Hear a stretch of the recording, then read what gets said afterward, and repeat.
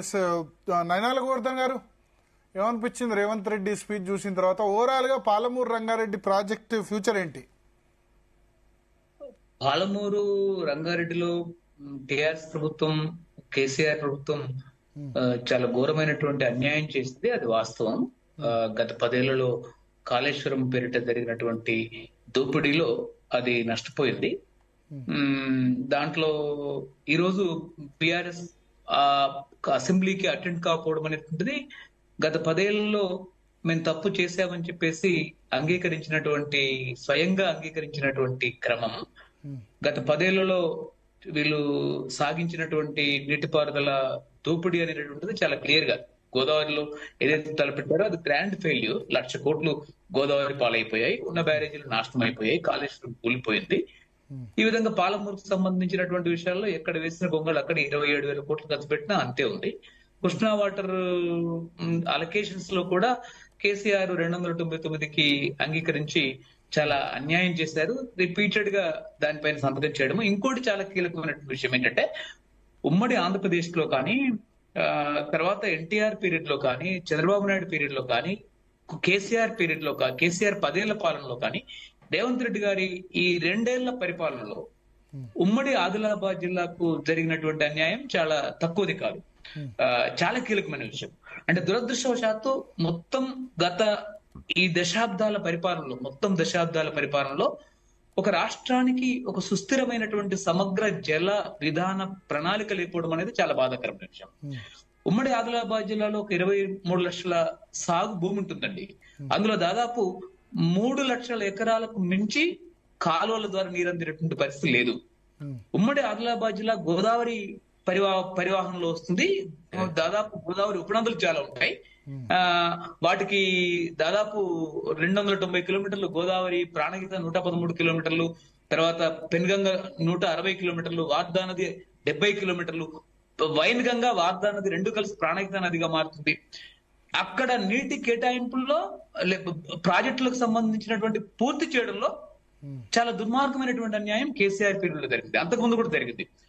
శ్రీరామ్ సాగర్ లో కాకతీయ కెనాల్ ఏదైతే ఉందో అది 340 కిలోమీటర్ల పాటు కరీంనగర్, నిజామాబాద్, వరంగల్, మోతే, తిరుమలగిరి వరకు వచ్చింది. 14 లక్షలు 15 లక్షల ఎకరాలకు నిలుస్తుంది. అదే కాలువ చెన్నూరు వరకు వెళ్ళాలి. అదే కాలువ చెన్నూరు వరకు 145 కిలోమీటర్లు వెళ్ళాలి. నెహ్రూ డిజైన్ చేసిన కాలువ 1962లో తలపెట్టిన ఈ రోజు వరకు వెళ్ళినాయి. అది నెహ్రూ గవర్నమెంట్, కాంగ్రెస్ గవర్నమెంట్ లో వెళ్ళి, ఎన్టీ రామారావు గవర్నమెంట్ లో వెళ్ళి, ఎన్టీ రామారావు దాని పేరిట మందాకిని అని శంకుస్థాపన చేశాడు. అది కూడా పూర్తి కాలేదు. చివరికి అది ఎక్కడ ఆగిందంటే ఆదిపూర్ దగ్గర 71 కిలోమీటర్ దగ్గర ఆగుతుంది. శ్రీరామ్ సాగర్ నుంచి పశ్చిమంలో అలొకేషన్ 99.9% వరంగల్, కరీంనగర్, మోతే, నల్గొండ జిల్లా వరకు వస్తే ఆదిలాబాద్ 0.1 వస్తుందండి. ఆదిలాబాద్ 0.1%. ఈరోజు తుమ్మిడిహట్టి నుంచి కాళేశ్వరం కూలిపోయిన తర్వాత తుమ్మిడిహట్టి నుంచి తీసుకెళ్లేటటువంటి సుందిల్లా ఏదైతే ఉందో బేసికల్లీ రాంగ్ ప్రాజెక్ట్ అండి. సుందిల్లా అంటే మనం లెటర్స్ రిస్ట్రిక్ట్ ఇవాళ టాపిక్, ఎందుకంటే సమయం కూడా తక్కువ ఉంది, ఆల్రెడీ 10 అవుతుంది. పాలమూరు రంగారెడ్డి సరే మొత్తం అంటే మన కాళేశ్వరం గురించి కాకుండా speak to Palamuru Rangareddy plus ఇది ఇవాళ సీఎం మాట్లాడిన దాని గురించి కన్ఫైన్ అవుదాం, ఎందుకంటే టైం తక్కువ ఉంది. ఒక 10-15 నిమిషాల్లో క్లోజ్ చేయాలి. ఆల్రెడీ ఇక సీఎం చాలాసేపు మాట్లాడారు. మన 8:30కి 8 తీసుకుందాం అనుకున్నాం కానీ 10 అయింది. బట్ ఆల్రెడీ మీరు చాలాసేపు వెయిట్ చేస్తున్నారు కాబట్టి లెటర్స్ రిస్ట్రిక్ట్ పాలమూరు రంగారెడ్డి, కాళేశ్వరం తర్వాత మాట్లాడదాం. ఎస్ చెప్పండి గోవర్ధన్ గారు. పాలమూరు రంగారెడ్డి కానీ ఇవాళ సీఎం స్పీచ్ కానీ విన్న తర్వాత ఏమనిపించింది? పాలమూరు రంగారెడ్డికి సంబంధించినటువంటి విషయాల్లో మొత్తం తెలంగాణ, ఉమ్మడి ఆంధ్రప్రదేశ్ లో కానీ లేదా భారతదేశంలో కానీ ఉమ్మడి పాలమూరు జిల్లా, దాంతో పాటు ఉమ్మడి ఆదిలాబాద్ జిల్లా దుర్మార్గంగా అత్యంత అన్యాయంగా అసమానంగా నష్టపోయింది. ఈ 2 జిల్లాలు కూడా మొత్తం భారతదేశంలో ప్రణాళిక సంఘం ప్రకారం మొట్టమొదటి అత్యంత వెనుకబడ్డ జిల్లాలండి. ఈ వెనుకబడ్డ జిల్లాలకి నీటిపారుదల సౌకర్యం కల్పించడంలో చాలా అన్యాయం జరిగింది.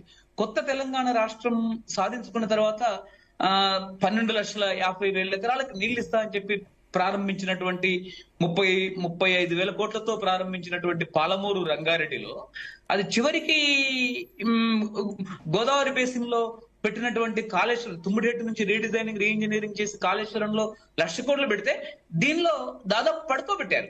అన్నెసెసరీగా 3వ టీఎంసీ అక్కడ పెట్టేసి ఇక్కడ కనీసం జూరాల నుంచి నీటి వాటాను తగ్గించేసి అది కేవలం లిఫ్టులు పెంచడం కొరకు శ్రీశైలానికి మార్చారు. ఇది మేము దాదాపు మొదటి నుంచి చెప్తూ వస్తున్నటువంటి విషయం.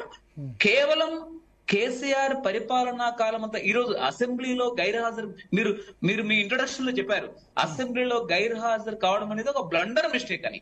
అంటే దీని అంతటికీ కారణం ఏంటి అంటే మొత్తం గోదావరి బేసిన్ లో కానీ కృష్ణా బేసిన్ లో కానీ గత 10 ఏళ్ల కేసీఆర్ పరిపాలనలో మొత్తం నీటిపారుదల పథకాలన్నీ కూడా ఎత్తిపోతల పథకాల పేరిట భారీ దోపిడీ పథకాలు పెట్టి పంపింగ్ స్టేషన్లు పెంచి పైప్ లైన్లు పెంచి దోచుకున్నటువంటి క్రమం మనకు క్లియర్ కనిపిస్తుంది. అది కాళేశ్వరంలో జరిగింది. అదే ఫస్ట్ టీఎంసీ సెకండ్ టీఎంసీ నుంచి అసలు నీళ్లే ఎత్తిపోయకుండా 3వ టీఎంసీ 28,000 కోట్ల రూపాయలు పెట్టి మెగా కృష్ణారెడ్డి లాంటి వాళ్ళ కంపెనీలకు అప్పగించేసి అడ్డగోలుగా దోచుకున్నటువంటి క్రమం మనకు కనిపిస్తుంది. పినాకిని చంద్రఘోష్ దోషిగా నిర్ధారించింది. పినాకిని చంద్రఘోష్ దోషిగా నిర్ధారించింది. అయితే రెండవది చాలా కీలకమైనటువంటి విషయం, ఇక్కడ జూరాల నుంచి శ్రీశైలానికి మార్చిన తర్వాత మొత్తం 22 పంపు సెట్లని 37 పంపు సెట్లు చేశాడు. అంటే దాదాపు ఎన్ని పెంచారండి? 8, 7, 15 పంపు సెట్లు పెంచాడు అదనంగా. అంటే 15 పంపు సెట్లలో ప్రధాన దోపిడీ రాధాకృష్ణ గారు ప్రధాన దోపిడీ.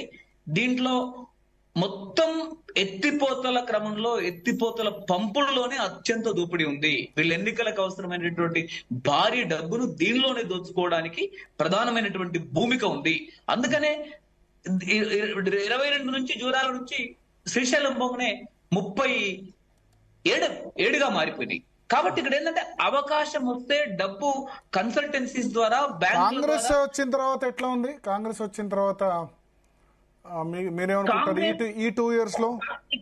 ఇక్కడ ఇంకోటి చాలా కీలకమైన విషయం, గత ఉమ్మడి ఆంధ్రప్రదేశ్ లో ఉండే ప్రభుత్వాలు కేసీఆర్ ప్రభుత్వము, ఈ రోజు ఉన్నటువంటి రేవంత్ రెడ్డి ప్రభుత్వం, ఉత్తమ్ కుమార్ కూడా ఆలోచించాలి. దక్షిణ తెలంగాణలో కేవలం ఎత్తిపోతలు మాత్రమే పరిష్కారం కాదు. ఈ రోజు గొట్టిగారిపల్లి అనేటటువంటి చోట చివరికి తార్ ఎడారి రాజస్థాన్ లో 21,000 గ్రామాల్లో అసలు భారీ నీటి పారుదల ప్రాజెక్ట్ లేకుండానే చాలా చిన్న నీటి వనరులతో చేయొచ్చు. గొట్టిగారిపల్లి ఎకరాకి 4,000 రూపాయలతో ఎకరాకి 4,000 రూపాయలతో 4 water concept, rain water, surface water ని భూగర్భంలో 3-4 నెలలు భూ ఉపరితలంలో నిల్వ చేస్తే భూగర్భ నీరుగా మారుతుంది, చివరికి మట్టి తేమగా మారుతుంది. ఈ రోజు ఎత్తిపోతల పేరిట అంటే వాస్తవంగా ఇప్పుడు ఈ రోజు ఈ ఎత్తిపోతల పథకాలు చివరికి అంతిమంగా ఏదో ఒక రోజు ఒకనొక సందర్భంలో ఒక పీక్ పాయింట్ వస్తుంది. ఎక్కడ పీక్ పాయింట్ వస్తుంది? మీరు చూస్తే కాళేశ్వరం నుంచి నీళ్లు ఒక సెప్టెంబర్ దాదాపు కేసీఆర్ ప్రభుత్వం వచ్చిన తర్వాత 2020లో అనుకుంటే నేను అప్పుడు ఒక వ్యాసం కూడా రాశాను.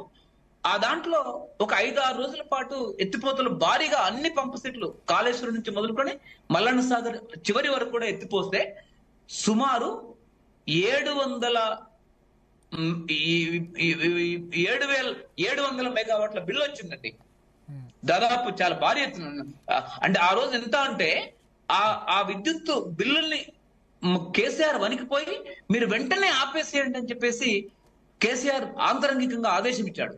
కాబట్టి ఏంటంటే అసలు ప్రకృతే మొత్తం నీళ్లంతా కూడా పైకి ఎండలో ఎవాపరేట్ ఆవిరైపోయి పైకెళ్ళి 4 నెలల పాటు ప్రతి ఎండిపోయినటువంటి కరువుగా మారినటువంటి భూమిపైన 4 నెలలు సహజ సిద్ధమైనటువంటి ఎత్తిపోతలుగా మారి పైసా ఖర్చు లేకుండా, ఎలాంటి పంపు సెట్లు లేకుండా, మెగా కృష్ణారెడ్డి లాంటి వాళ్ళు లేకుండా, పెద్ద కాంట్రాక్టర్లు లేకుండా పైన ఎత్తిపోస్తుంటే ఆ నీళ్ళని చౌకగా ఎందుకు సిమెంట్ లేకుండా, కాంక్రీట్ లేకుండా, స్టీల్ లేకుండా, ఇసుక లేకుండా ఎందుకు మేము తీసుకురావడం లేదు?